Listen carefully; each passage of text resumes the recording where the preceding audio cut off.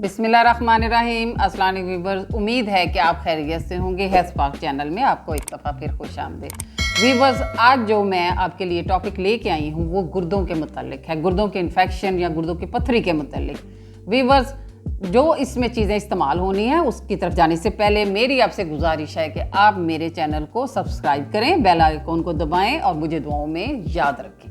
Viewers, इसके लिए जो एक पत्थर चट पौधा मिलता है, अगर आम आपने कहीं इसको नहीं देखा तो आपने इसको नर्सरी से लेके पत्थर चट पौधा आना है। इसके दो पत्ते सिर्फ आपने साफ करके सुबह आपने खाली पेट खा लेने हैं।